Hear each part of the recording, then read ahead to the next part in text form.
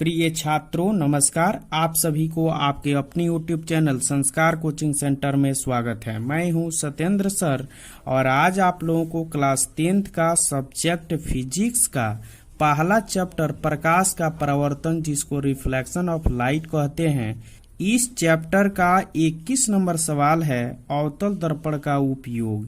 यह बहुत बार क्वेश्चन पूछ चुका है बिहार बोर्ड में, या कई तरह के ये सवाल पूछा हुआ है और 100% है कि यह 2021 और 22 में भी पूछेगा।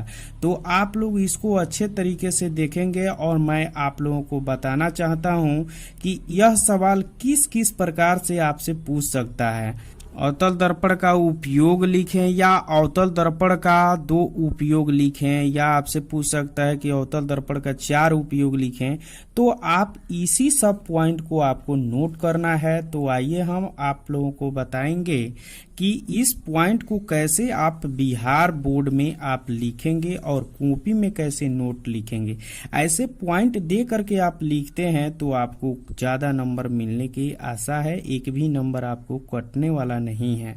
तो आइए बच्चों हम देखते हैं कि अवतल दर्पण को हमारे दैनिक जीवन में निम्नलिखित उपयोग है। इस पॉइंट को नोट कर लेना है सबसे पहले। तो उसके बाद में पहला पॉइंट लिखना है कि अवतल दर्पण का उपयोग हजामती दर्पण के रूप में किया जाता है, क्योंकि आप लोगों को पिछले वीडियो में हम इससे संबंधित आप लोगों को बहुत अच्छे तरीके से डिटेल्स में चर्चा किए हैं। तो उस वीडियो को आप देख लेंगे तो क्लियर हो जाएगा। अगर यहाँ पर अगर बताते हैं तो ज्यादा समय लग सकता है, इसलिए आप उस वीडियो को जरूर देख लेंगे। दूसरा पॉइंट है, इस दर्पण का उपयोग डॉक्टर द्वारा रोगियों के कान, नाक, आंख तथा गले की जांच करने में किया जाता है, क्योंकि डॉक्टर इस दर्पण का उपयोग करके कानों में जो रोग होता है और आंख या गला में जो रोग होता है वह सभी का जांच करके उसका उचित इलाज करता है। तो प्रिय छात्रों, इसको भी हम पहले ही वीडियो में बता चुके हैं, यानी कि यह दोनों पॉइंट को हम पहले बता चुके हैं। उस वीडियो को आप देख लेते हैं और तब इसको देखते हैं तो बहुत ही अच्छा आप लोगों को लगेगा। तीसरा पॉइंट है, बड़े बड़े अवतल दर्पण का उपयोग सोलर कुकर में भोजन पकाने के लिए किया जाता है। हाँ बच्चों, आप जानते हैं कि अवतल दर्पण का उपयोग सोलर कुकर में भी भोजन पकाने के रूप में किया जाता है, और इस पॉइंट को हम लोग डिटेल्स में देखेंगे, जो फिगर बना करके आपको समझाने वाले हैं। तो ज्यादा देर नहीं है, इस पॉइंटों को हम लोग बहुत डिटेल्स में पढ़ेंगे, क्योंकि यह दोनों प्रश्न पूछ चुका है। तो कहीं हो सकता है कि तीसरा पॉइंट आपसे पूछें कि बड़े बड़े अवतल दर्पण का उपयोग सोलर कुकर में भोजन पकाने के रूप में किया जाता है, क्यों।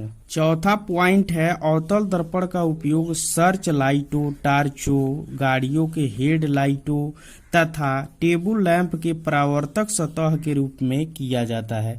यह भी इम्पोर्टेंट क्वेश्चन है, क्योंकि इससे आपको सवाल बहुत बार पूछ चुका है और ऑब्जेक्टिव में तो इससे क्वेश्चन तो बनता ही है, तो इसलिए इसको भी नोट करेंगे।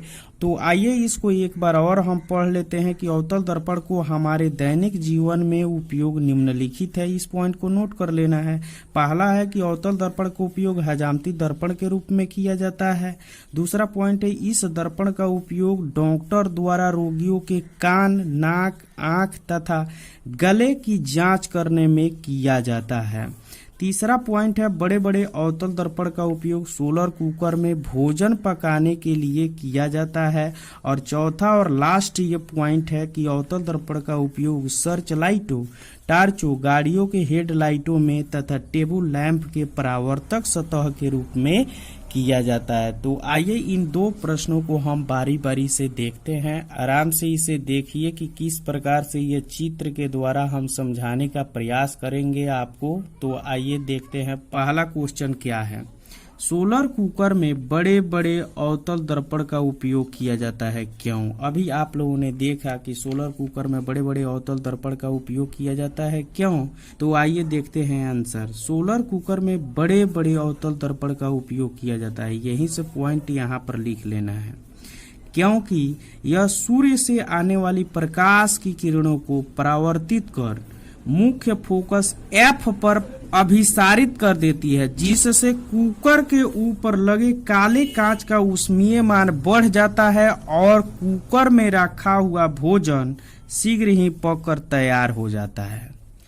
इस चित्र में देखिए कि यहाँ पर एक अवतल दर्पण लगा हुआ है और यहाँ पर एक बर्तन है जिसमें भोजन रखा गया है और यहाँ पर एक कांच का एक सीट रखा हुआ है और यहाँ सूर्य से आने वाली प्रकाश की किरणों जब इस अवतल दर्पण पर पड़ता है तो परावर्तित होकर के मुख्य फोकस F पर अभिसारित कर देता है, यानी कि जमा कर देता है और जमा करने से ये कांच का ऊष्मीय मान बढ़ जाता है, क्योंकि यह कांच काले रंग का है और काले रंग जो है प्रकाश की किरणों को अवशोषित कर लेता है, जिससे इसका ऊष्मीय मान अंदर बढ़ जाता है और बढ़ने के कारण शीघ्र ही भोजन पककर तैयार हो जाता है। इस चित्र के माध्यम से तो आप लोग समझ गए होंगे। वही चीज यहाँ पर लिखना है कि सोलर कुकर में बड़े बड़े अवतल दर्पण का उपयोग किया जाता है, क्योंकि यह सूर्य से आने वाली प्रकाश की किरणों को परावर्तित कर मुख्य फोकस F पर अभिसारित कर देती है, जिससे कुकर के ऊपर लगे काले कांच का ऊष्मीय मान बढ़ जाता है और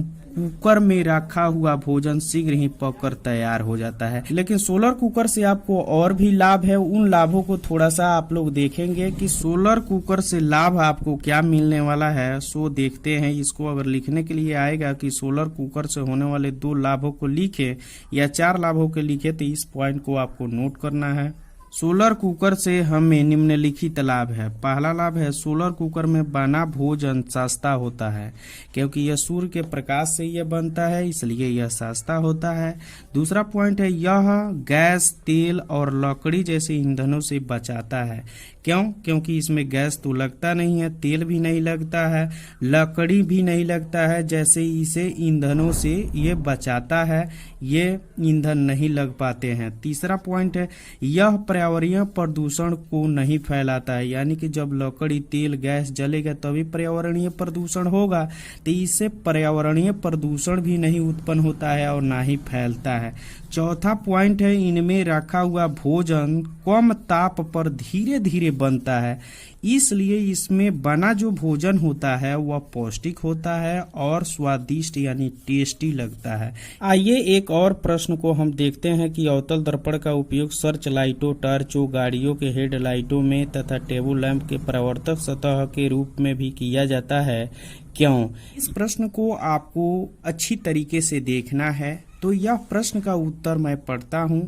तो अवतल दर्पण के मुख्य फोकस F के समानांतर आ रही प्रकाश की किरणों को यह दर्पण यानी अवतल दर्पण मुख्य फोकस F पर जमा कर देती है या अभिसारित कर देती है, जिसके कारण मुख्य फोकस F पर रखे वस्तु साफ साफ दिखाई देने लगती है। इसी कारण वाहनों के हेडलाइटों, टार्चों तथा सर्च लाइटों में अवतल दर्पण का उपयोग परावर्तक सतह के रूप में किया जाता है। यानी कि इस चित्र के माध्यम से हम लोग समझेंगे कि यहाँ पर मान लेते हैं कि यह बल्ब है और बल्ब के सामने यह परावर्तक सतह के रूप में यह प्रकाश की किरणें जब जाती है तो अवतल दर्पण से और यह मुख्य फोकस पर अभिसारित कर देती है और जहाँ पर वस्तु रहता है उसको हम स्पष्ट रूप से उठा करके अपने पॉकेट में रख लेते हैं या उसको देख लेते हैं या उस वस्तु को खोज लेते हैं। तो एक बार इस प्रश्न को और भी पढ़ देता हूं कि अवतल दर्पण के मुख्य अक्ष के समानांतर जब प्रकाश की किरणें आती हैं तो अवतल दर्पण मुख्य फोकस F पर जमा कर देती है, जिसके कारण मुख्य फोकस F पर रखे वस्तु साफ दिखाई देने लगती है। इसी कारण वाहनों के हेडलाइटों, टार्चों तथा सर्च लाइटों में अवतल दर्पण का उपयोग परावर्तक सतह के रूप में किया जाता है। आइए एक और भी इम्पोर्टेंट क्वेश्चन को पढ़ते हैं, क्योंकि यह क्वेश्चन बहुत ही VVI है। तीसरा है अवतल दर्पण को आंख के सामने रहकर सूर्य का प्रतिबिंब नहीं देखना चाहिए।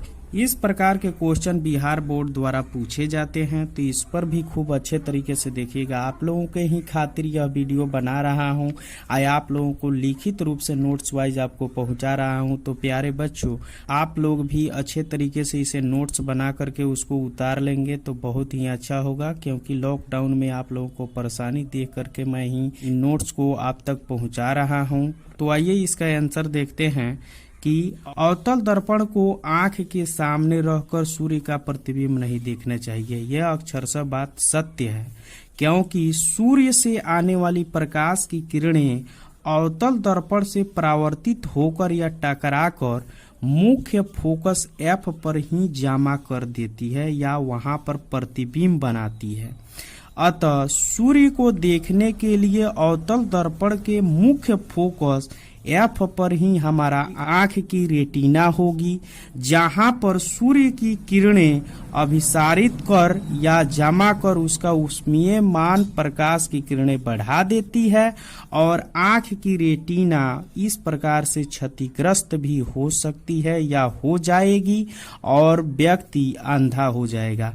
तो प्यारे बच्चों, आप लोग कभी भी अवतल दर्पण को आंख के सामने रखकर सूर्य का प्रतिबिंब नहीं देखिए, क्योंकि सूर्य से आने वाली प्रकाश की किरणें जो होती है यह दर्पण मुख्य फोकस पर जमा कर देती है और मुख्य फोकस पर ही आपकी आंख के रेटिना वाला भाग होगा, जहां पर उष्मीय मान उसका बढ़ जाएगा, यानी कि वहां पर गर्मी बढ़ जाएगी और आपके आंख की रोशनी चली जाएगी।